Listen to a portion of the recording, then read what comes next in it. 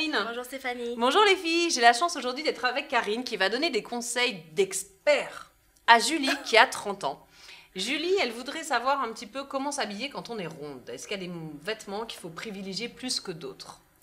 Alors Julie, je te dirai en quelques petits mots vraiment les codes pour pouvoir se mettre en valeur quand on est ronde.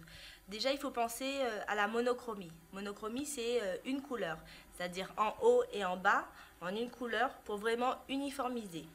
Ensuite, en deuxième point... Ah oui, donc là, tu es en train de nous dire qu'on ne change pas la silhouette, en fait. Il faut mettre une seule couleur de haut en bas. Voilà, ça. D'accord. Quand on s'habille en une couleur, en haut et en bas, ça a tendance à mincir. D'accord, très bien. Ok. Voilà. Ensuite, en deuxième point, ce serait verticalité.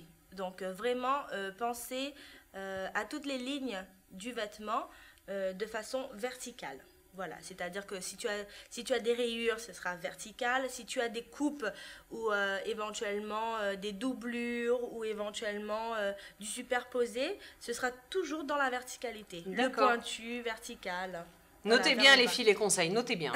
Ok, donc monochromie, verticalité. Ensuite, on a... Ensuite, c'est important la fluidité du vêtement. Voilà, il ne faut pas que ça soit... Fluidité, les filles. Il ne Oui. faut pas que ce soit près du corps.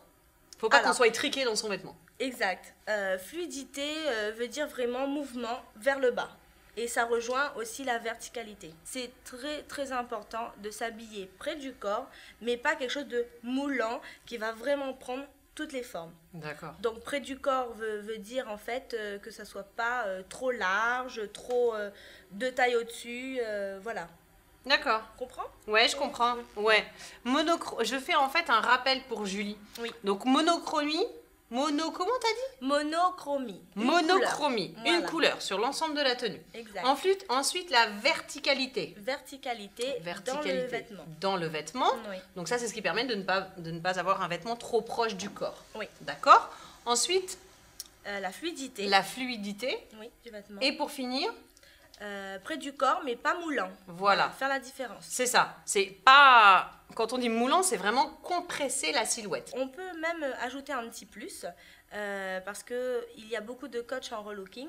Travailler la colorimétrie, c'est-à-dire les couleurs qui nous vont.